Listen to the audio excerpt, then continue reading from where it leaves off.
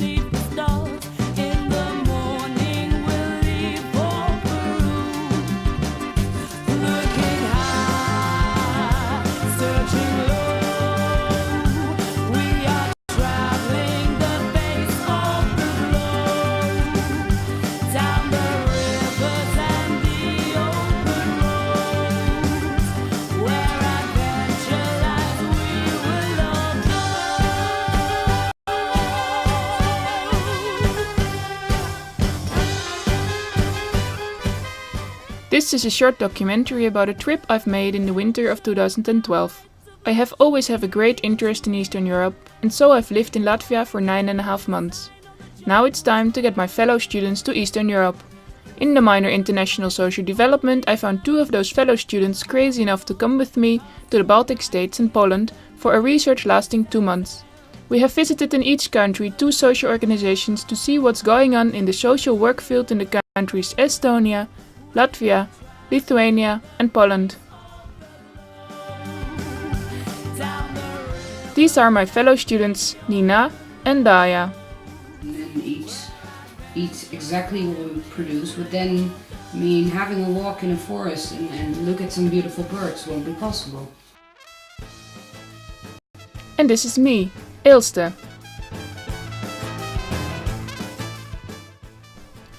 We traveled on our thumb and with great trust in the local society, by hitchhiking. To get the best impression of the local society, we also slept at locals' homes. Through an online community called Couchsurfing, we arranged our free sleeping places. Now I will give a short introduction of the 4 visited countries. Estonia is the most north and smallest country of the 3 Baltic states and has around 1.3 million inhabitants, from which the most live in the capital, Tallinn. Latvia is the middle country of the 3 Baltic states.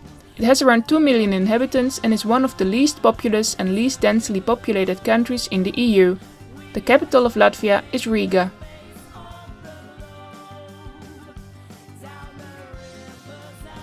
Lithuania is the most southern and largest country of the 3 Baltic states, and it has 3.5 million inhabitants. Their capital is Vilnius. Poland is a country in Central Europe and is the 9th largest country in Europe. It has a population of over 38 million people, which makes it the 6th most populous member of the EU. The capital of Poland is Warsaw.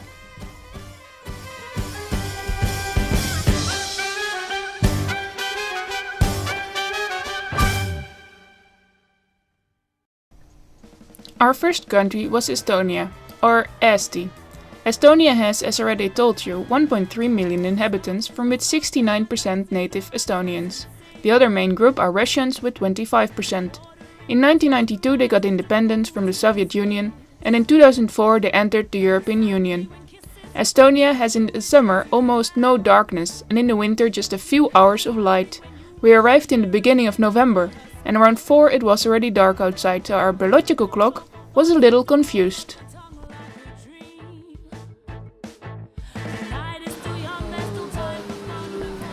In Estonia, we had an interview with our host Eva and her friend Ellen. You probably heard of Baltic chain. When we were in the Soviet Union, like when we wanted to get our independence, and all the Estonians and Latvians and Lithuanians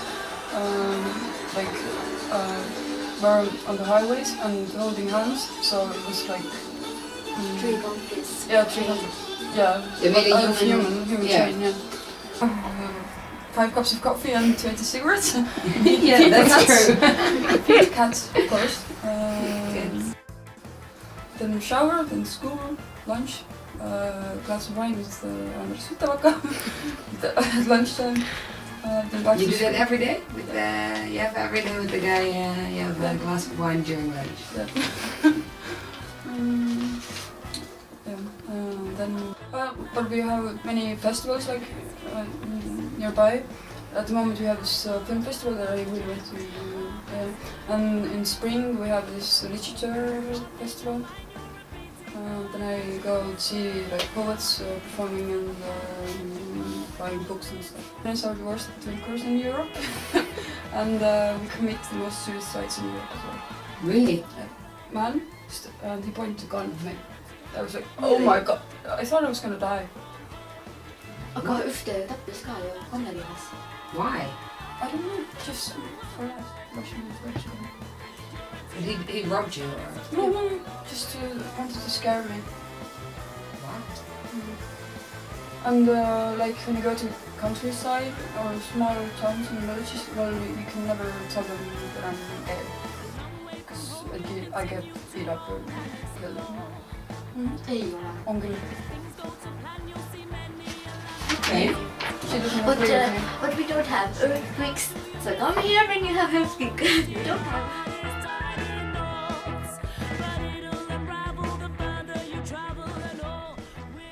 The Estonians are dreamy and quite silent, which is changing when they are drunk, by the way. We had 3 different hosts and they were all very welcoming for us. What I noticed is the big difference between city and countryside, as well as the gap between Russians and Estonians. Soviet Union has still a huge influence, also in social work. There are still centers in Soviet time buildings and working with Soviet time methods.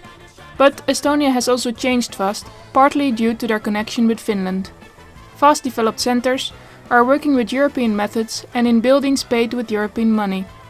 At the place of our second host, living in a youth center, we saw this with our own eyes. But we didn't mind the space, the nice beds, the pool, the Wii and the sauna. In Estonia we have visited 2 projects, Tallinn-Paskala Youth Center and MTÜ Iseseitsev Ely in Tartu. Tallinn-Paskala Youth Center has 9 youth centers in and around Tallinn, and they have as main goal to get the youngsters off the streets and give them a place to hang around. Their second aim is to help the youngsters find their interests and talents. Youth work is the main method, so to say, but it's And can you explain what that is? open youth work is It's actually the work in the room, as you said, in the first floor. Yeah, I play with him, pool. I communicate with him. This is the first step. Yeah, get in touch to him. Other touch. I know what is his interest. I'm trying to do. I know that those guys all also have the same interest. I do some event to them. I try to make it like bigger interest, maybe to offer him different opportunities, what we have, like search information, where in Tallinn are also you can do this. the main thing is about that. The main thing is that everybody is welcome. Yeah. It doesn't matter about your social or economical something background, cultural Integration, yeah, because we have this Russian and Estonian thing, yeah. Yeah. We have minority of Russians. Yeah. So one of the things is that youth worker need to, even if the Russian boy or girl don't know the language, but still you integrate them. Yeah. You do like this, that they all, not even, it doesn't matter, Estonian and Russian, they play together, and this is very important. MTÜ Iseseitsev Ely in Tartu has as main target group the people with mental disabilities and their problems, but also do social housing and help people with drug and alcohol addiction.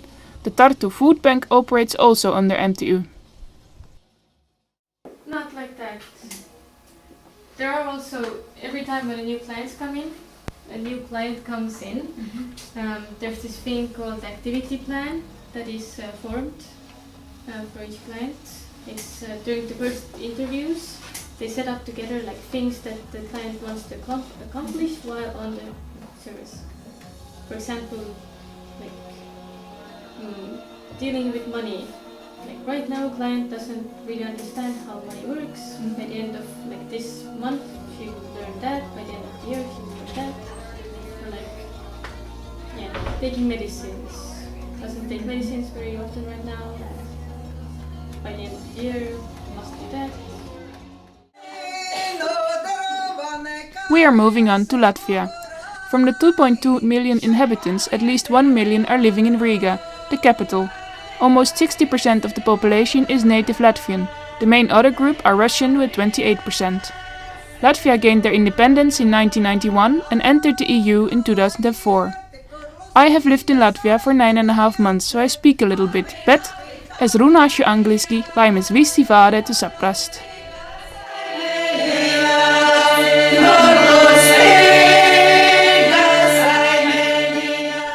In Latvia we spoke with Edgars, my former host dad, living in the middle of the countryside. Of course, I would like to talk about culture also. The point of view of theory.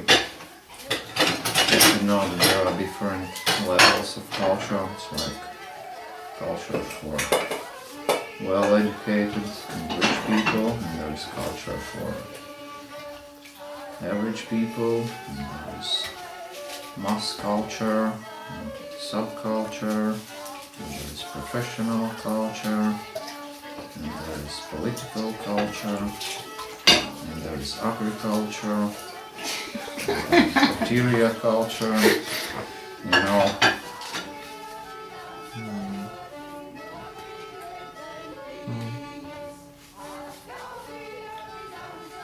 Well,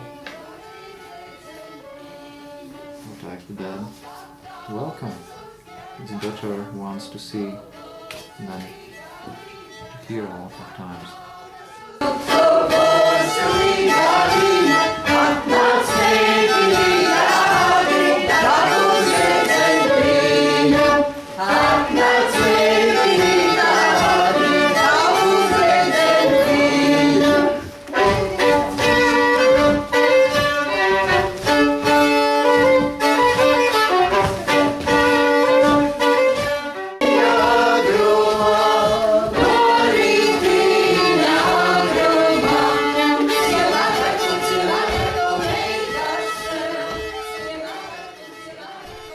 In my opinion, Latvians are warm and loving.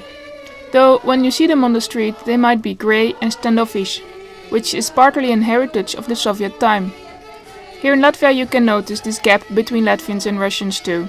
But also Latvia is slowly changing. Especially youngsters try to change the field of social work, from what we saw mainly with voluntary work. The weather in Latvia can be very cold, from minus 25 in the winter, to very hot, plus 35 in the summer.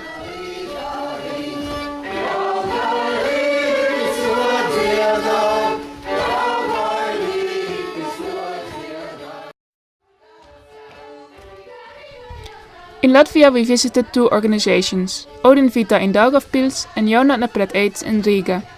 Odin Vita has as main task to spread information about voluntary work and to provide alternative social services, but not to replace other social services. First it was mainly for seniors, but nowadays they also have 35% youngsters. The law of voluntary work, to improve it, because we do not have a law where could be written who could be volunteer, from what age, and who is giving finances to organize this service in Latvia. 2005, some non-governmental organization and ministry started to work out this law, but after that it stopped. 2006, and now we are since 2008. Once time per year we are organizing a volunteer forum where we are discussing what we need to do on a local level and on the national level to spread out voluntary service, to organize it and to strengthen this tradition.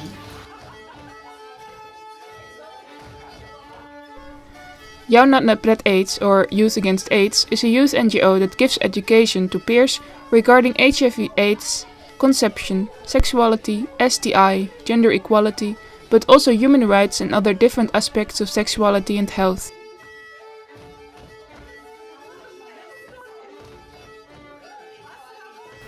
If I compare Holland to Latvia, Holland is more openly speaking about sexuality and gender. Yes, and definitely. I mean, you can see the differences. Maybe in Riga you will not see that big of a difference, but outside Riga it's much more significant that they are not, young people are not so open and teachers are not so open to talk about this. I mean, they probably know what to do and how to speak and what's important and what's not, but they are a bit more reserved, a bit more close.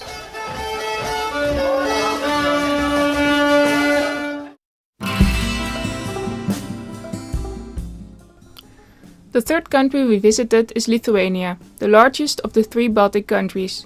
The 3.5 million Lithuanians are just like the Latvians Baltic people, and their language is one of the 2 leftover Baltic languages.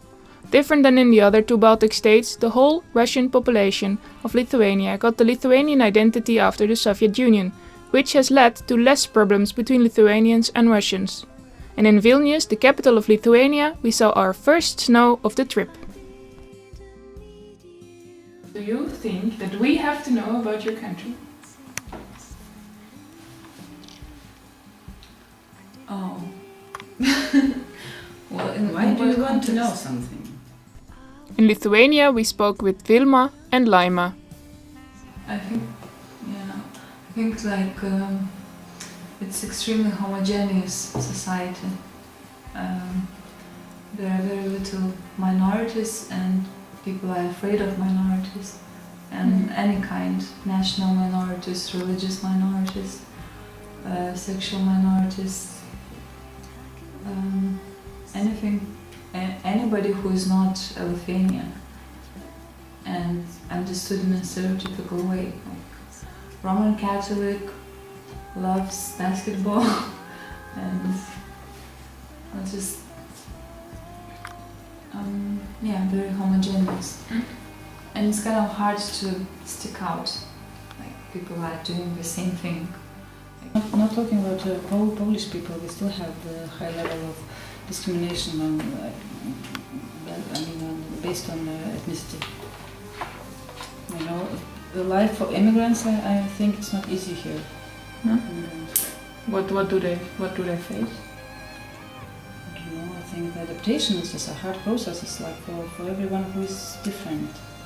Yeah, and especially if they are, let's say, from more distant countries where people don't know the culture at all, or if they are black people. What we've noticed, there's not a lot of colored people on the streets. Yeah, everyone looks at them. Oh, I see so much colored people. Wow. Yeah, Really? Yeah, like people really stare when there is a person. Yeah, but not a bad way. Like, so yeah, it seems so dark. exotic. Like. Yes. Like a free ride to Africa. Wow. We have had some racial attacks on the basis of Hate race. crimes. Yeah, hate crimes. Okay. So.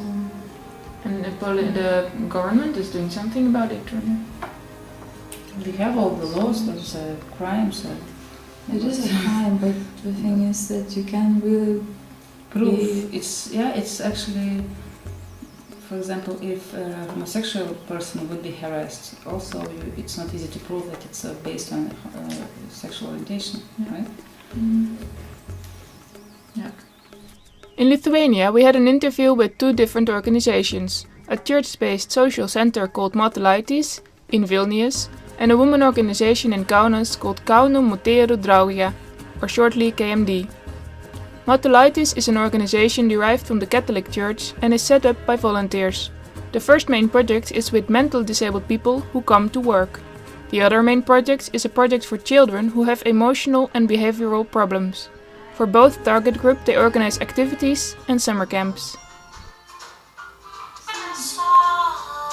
So, and they also loved, but it was for everybody. It was the first time when they saw a sea, you know. So they every day could this sand and you don't need to work. So it was the first camp for me where I just relaxed and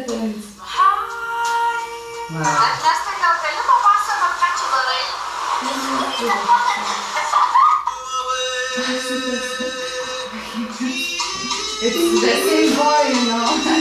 He's really nice and funny. Kauno Motero Draugia, the Kaunas women organization KMD, is existing for 8 years when we interviewed them and has the main aim to give help to women who suffer from domestic violence. For women who suffer domestic violence, main need is conversation for support. Parama teikiantis pokalbis, gerai išverčiant maždaug, ne? It is the main. Because, kaip pasakyti, jos jaučia gėdą, jos jaučia kaltę ateidamas. And they feel shame, and they feel guilty for something, but they don't know how to work on this. They don't know what to do. And in the women organizations, they gave, kaip jos gauna tokį palaikantį They can požiūrį. support and the supporting vision that you are not guilty. You are not. You don't have to feel shame because it's not a shame. It is not your problem. Not your fault. But Not all only of your them problem. think that it is their fault. Women problem. Yeah.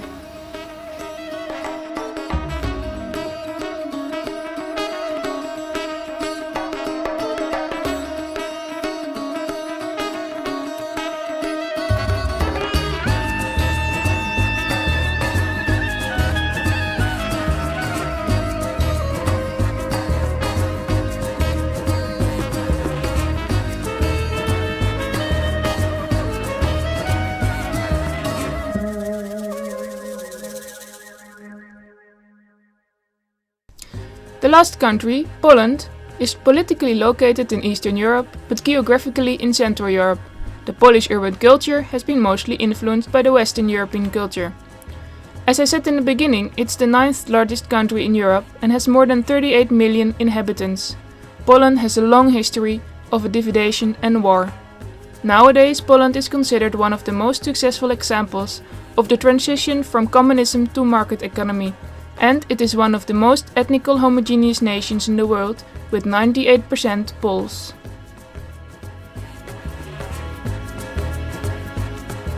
Not very secret message because yesterday I talked with a lyceist and she told me that for you, Poland, there are the group of people from Poland who came to Netherlands to work. Yes. And that's the reason that the view of Poland is very negative. Yes. So don't think about Poland in this way.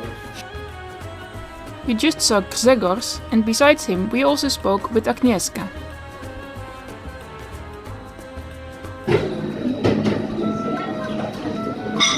Strange, you know what is strange about Poland? That really many people are amazing persons, and they are really amazing people. And a lot of, creativity, and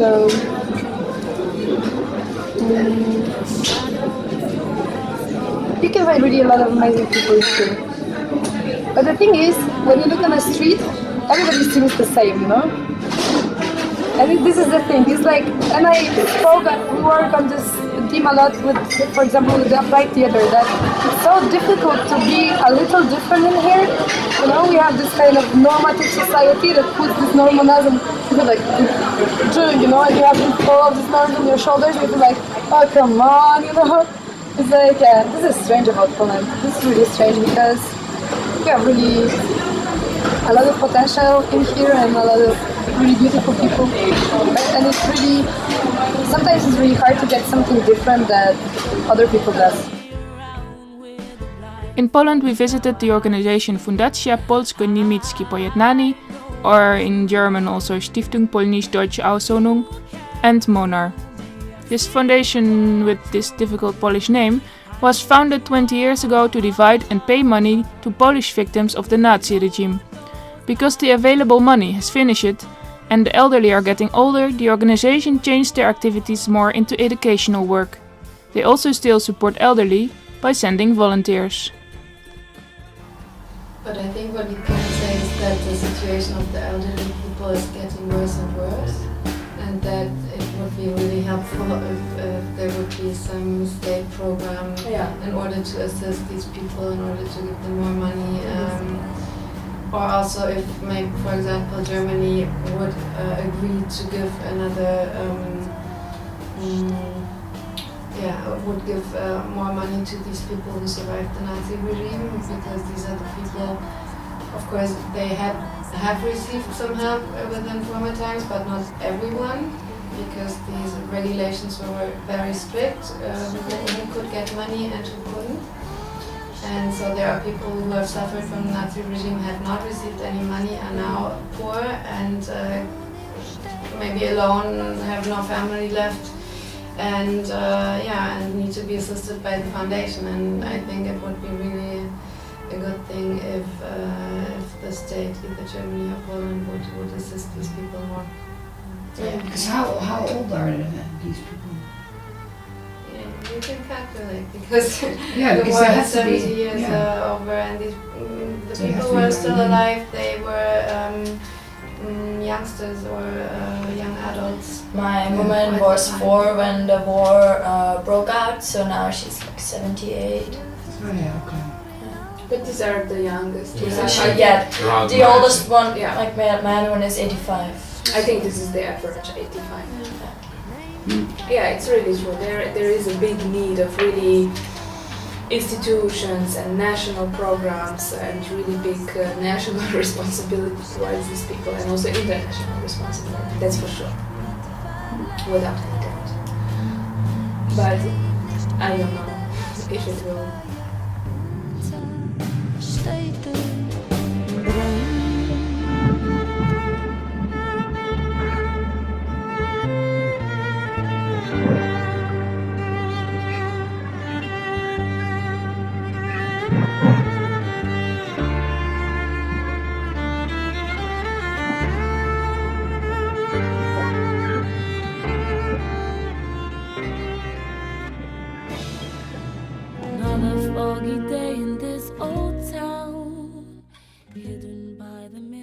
MONAR is a non-governmental organization that helps people in difficult life circumstances.